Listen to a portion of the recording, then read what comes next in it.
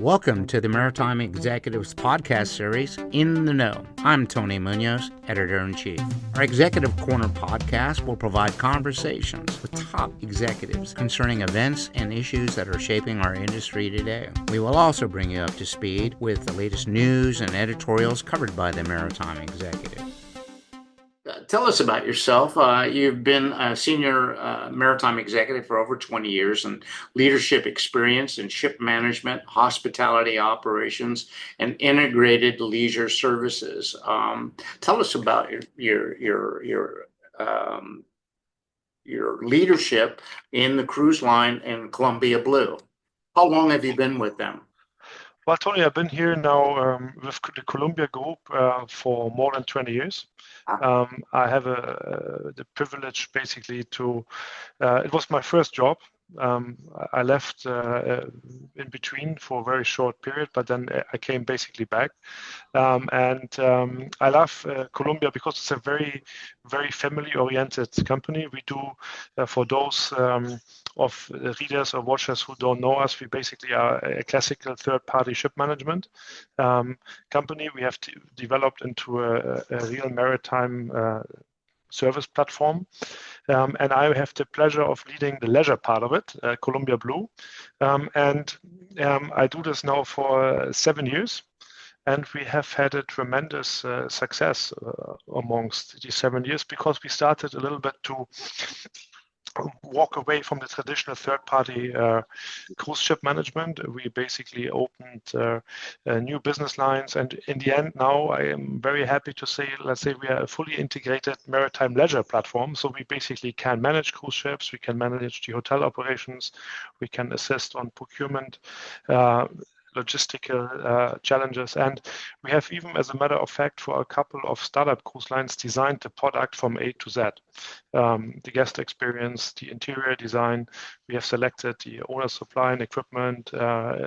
This morning I had a discussion with a supplier about a new selection of a China series for one of our customers. So we are very, very fortunate to be in a space where we are not only serving existing cruise lines, but we're also helping young startups basically entering the market. And that makes it very, very interesting. And in addition to that, we are also one of the few organizations who can truly say that we cover the super yacht industry.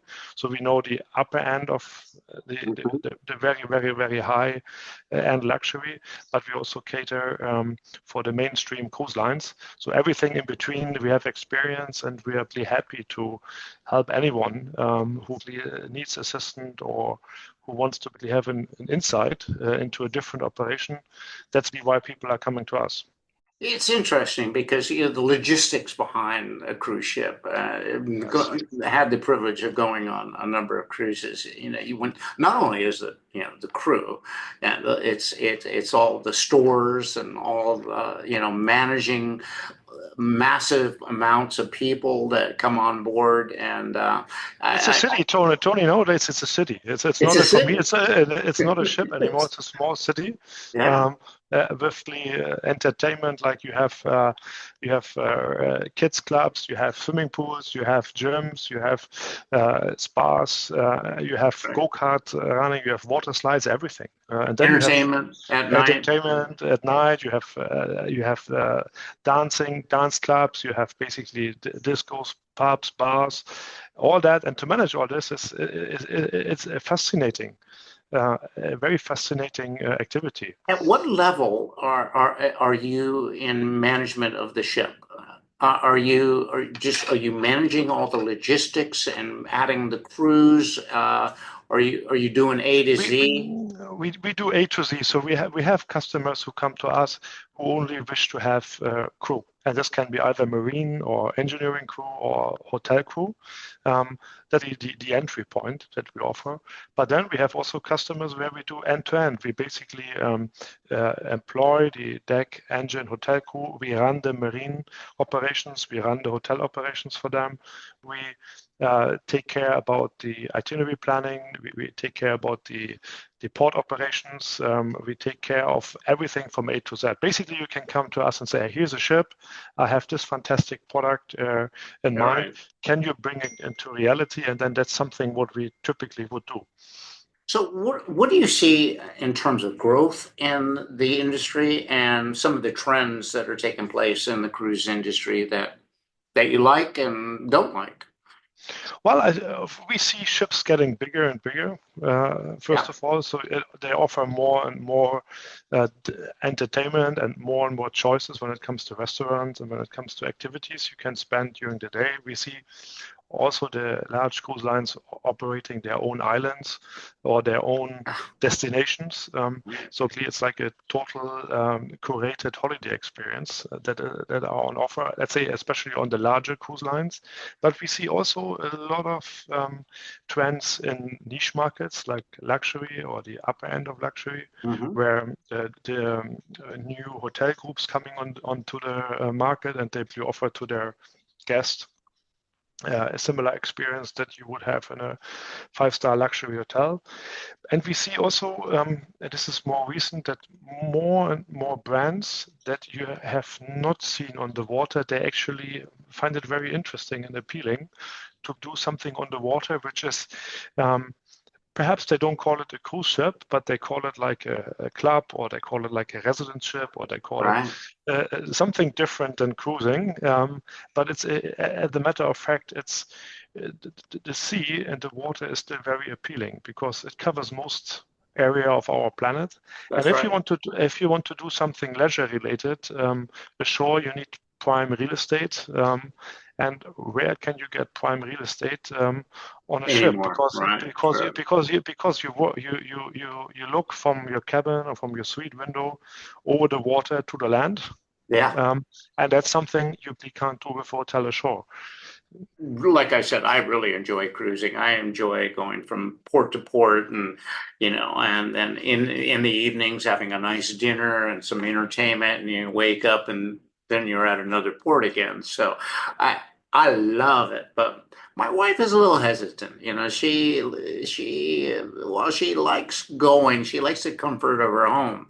But we've got to see a number of wonderful places in the world, and those are the memories that we have pictures of and we remember. And it was such a great pleasure and honor to be able to go to see other parts of the world. I think that's the beauty of it. Sorry. Absolutely. And I mean, more and more people are taking this part or they're choosing that part of vacation because it's convenient, like I said, and you can see parts of the world with like-minded people. Because let's be honest, each of the cruise lines, they have their customer base, and the customer base is quite similar. That's why they attract them as passengers. Brand loyalty, for sure. Exactly. So you're with like-minded people on a holiday, which is also sometimes very interesting, especially if you are enjoying to be around with a group of people and not necessarily do individual holidays. How does your division work into the bigger framework of Columbia Ship Management Group? I was just wondering how you fit into the bigger group of Columbia Ship Management. It's a marvelous organization, and we've had the opportunity to put your CEO on the cover, and his charming fellow and very accommodating, and one of my favorite additions, honestly, truly.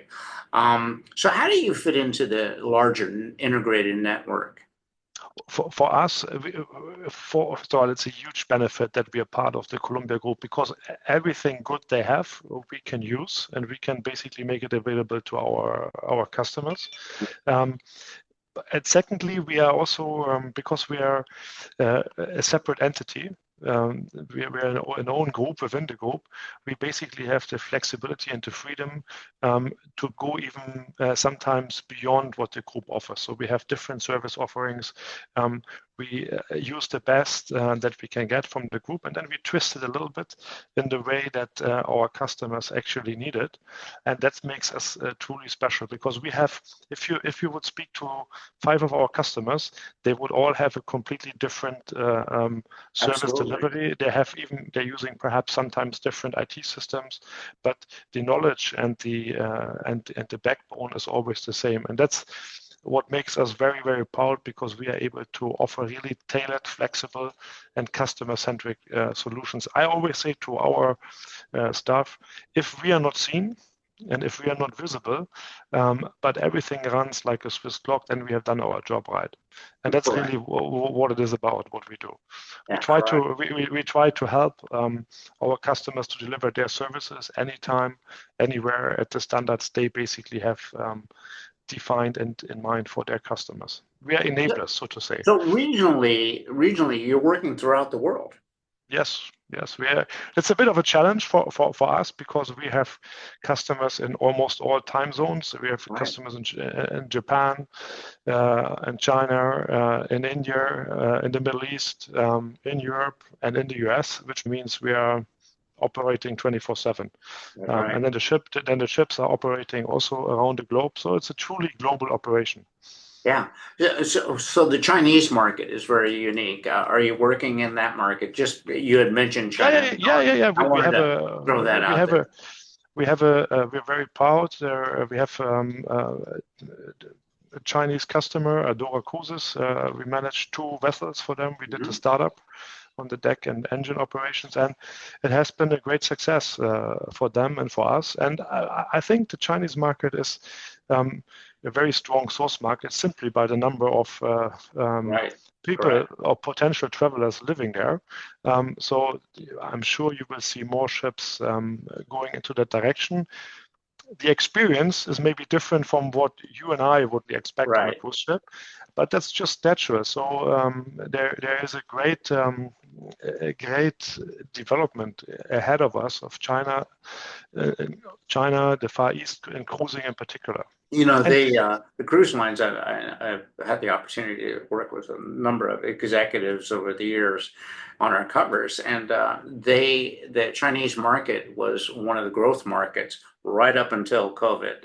And they were building ships especially for the Chinese, because they cruise differently than the Europeans. It isn't so much about the luxury as it is the food and some of those things. So it's an entirely different mindset when you cruise in China.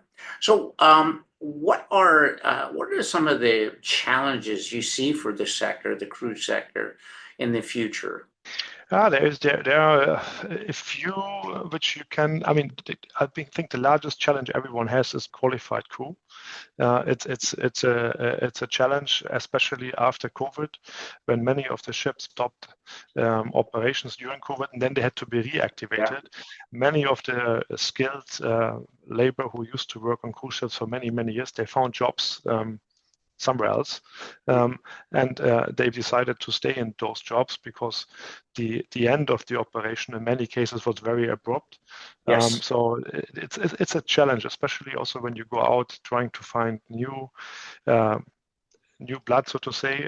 They basically say, the young generation, they look at that and they say, how safe is my job if I decide to go into that field? So that's number one. The second thing, which I think is something which has to be addressed, is the sometimes over how do you call it? Like, in certain locations, you have simply too many ships at the same time. So if you want to have a nice experience, I'll give you one example: Palma de Mallorca. You basically walk through the city and you see only groups of passenger ship guests walking on tours with either with flags or with umbrellas. Group number 7, follow me. Exactly. Sometimes you say it's too much, especially for these small and nice destinations. So I think that's a challenge, because people want to have a genuine experience, and that's I believe a challenge in especially the smaller locations. And last but not least, another subject that I think is getting more and more difficult for cruise lines to attend, because more and more ships are being built, but the yard infrastructure is a little bit lacking. So if you're looking today for a slot in a shipyard for a large cruise ship, it's very difficult to have something available right away. Unlike if you speak about container ships, tankers, or bulkers, where yards are readily available. Yeah, so right. these three things I would basically see as the main challenges, and there will be more people adding ships because it's a great business model, and there's a huge demand. So all this has to be somehow catered. You need more people, you need sustainable destinations, and you need places to maintain those ships going forward. Yeah, one of the first executives that we had the opportunity to interview was Mickey Aronson. And he tells us about his father's first cruise when they did everything, and they ended up on a sandbar outside of Miami because, and that's where the cruise ended, basically on the sandbar. So the tugboats could pull them off and they could go their way. But it was an interesting start to the industry for them. But I think that the challenges for the industry is that so many people enjoy cruising, and they want to go to different destinations, and managing the luggage and the stores and the cruise has got to be just a 24/7 for you. Absolutely. And Tony, the interesting thing is there are more people not cruising because they have not even really considered it, because they have heard about their friends doing it, or some distant relatives. But the growth potential for the cruise market is tremendous. Yeah. Especially in Europe. Look at India, look at China. There are so many people who have never actually set a foot on board a cruise ship. So I think the next years will be quite opportunistic for all of us in that industry, and we just have to make it right. And that's the challenge. One of the great places in the world for me has been Singapore. I've had the opportunity throughout my career to go to Singapore, and I really enjoy it. I've done China as well. I worked with a group of guys who were building plants in China, along with Bourbon, who was building ships in China. But had an opportunity to go there, and I really love Singapore, and I wanted to go and cruise there. And it's a matter of convincing my wife to get on an airplane and go and do that. But that's, for me, one of the places I'd really love to see. Now, I've had the opportunity to go to from Greece to Turkey and through that area of the world, and of course Mediterranean, and ended up in Thrace and beautiful parts of the world, and really enjoy that. But so from what is your growth strategy from here? Well, we have identified a number of segments where we will go and we will be investing in. Number one, and number two, where we also see like a lot of traction. So the first growth strategy is hotel brands and luxury brands, or brands who we want to venture out to the sea. So there are some interesting news coming up. I can't mention it now, but you will see it, and you will also see us involved. So that's the first. The second thing where we believe there is a huge growth is these hybrid models between yachting and cruising. A little bit more, and this doesn't necessarily mean that the prices for the cruises to be significantly higher than on normal mid-sized cruise ships. It's just a matter how everything is arranged. That the itinerary is a little bit more interesting. That you have more flexible options ashore. Right. That you don't have to book the Shorex excursions in a traditional way. That everybody goes to a bus and is driving around. So to have a little bit more the individualistic approach. And the third growth pillar is we see with the younger generation. So we focus in a lot of things we do, also in some investments which we have done. We hit the market between 40 and 50 on the cruising side, because this is where we see the future is. And when you look at the average age most cruise lines have, they're way above that. So we are really trying to hit into that field with a number of also investments which we have done in cruise line startups to make sure that we actually benefit from that, because that's the long-term goal. If you catch somebody at that age, then the chances are very high that they're for a long time they will be loyal to the brands that basically we And once you capture them and cruising, they'll be there for decades in the future. Exactly. You can make 10, 15, 20 cruises in different parts of the world, right. and it will never get boring. You just have to have a good offering for them, right. and making sure that they have a good time. And if there's a good time, they will return.